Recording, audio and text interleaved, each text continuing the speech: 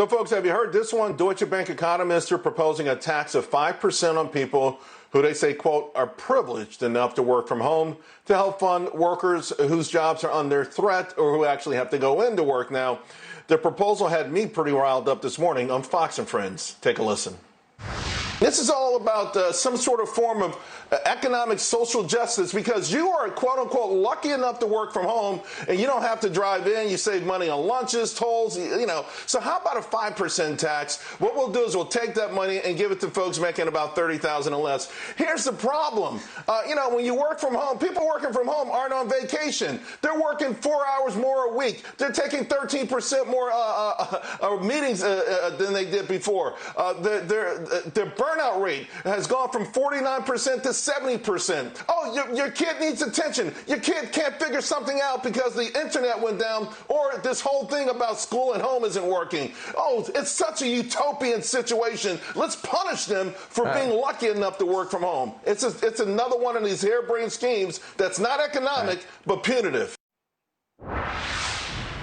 Too much coffee this morning, folks. But now you know how I feel. I want to bring in Young Americans for Liberty analyst Kristin Tate. Kristin, another one of these things that whenever I see the term privileged or, lucky, and I don't think it's a true economic scheme, but something that separates us and punishes us because some people are working from home. They're not on vacation.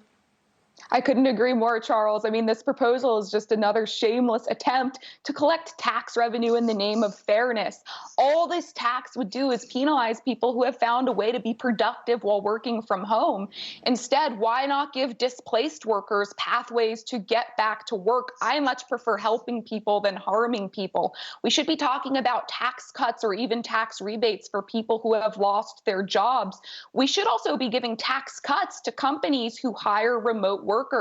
This would allow them to hire more remote employees, giving displaced workers jobs. But as we all know, Charles, these kinds of solutions often fall on deaf ears. And that's because leftists are only interested in taxing working people, getting more power, and then using the increased revenue to hire armies of bureaucrats to oversee big government programs. I mean, the left has never met a new tax they don't love. Yeah, and this one would raise apparently $48 billion in the United States alone.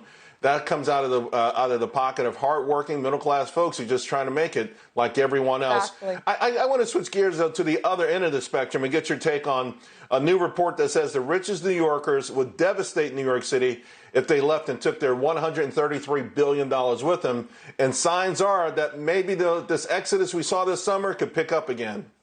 Yeah, I mean, people have been leaving New York for years. COVID just sped up that exodus, and thousands of the people who are leaving are high earners. And why wouldn't they leave? New York City residents pay some of the highest state and local taxes in the country, up to 12.6%. That's before federal taxes. Violent crime is through the roof. These COVID lockdowns are strangling the businesses in the city and the vibrant culture that New York City residents used to love. And sadly, Charles, the people in charge in New York City are just doubling down on the policies that created this issue. Bill de Blasio says he plans to raise taxes on the high earners who stay. There seems to be no acknowledgement that New York City does need its millionaires and its billionaires to fund the programs that the poor and the low earners in the city rely on every day. Real quick, with less than a minute to go, do these cities, have they crossed the Rubicon, the New Yorks and the San Franciscos and the Los Angeles, in the sense that they've promised so much and they've spent so much and their debt levels are so high that they don't even have the ability to change course, to maybe cut spending, maybe bring down debt, maybe lower taxes? Can they even try that at this point? I do have hope. New York City, I still think, is one of the best cities in this country, but it's going to take the people living there to wake up and vote in new leadership. Bill de Blasio is ruining your city, New Yorkers. Andrew Cuomo is ruining your state. Their policies are the reasons why people are leaving and going to places like Florida and Texas. And if they don't turn things around and fast, it could get much worse very, very quickly. Yeah, there's not that much room on the GW going south, that's for sure. Kristin, thank you very much. Appreciate it.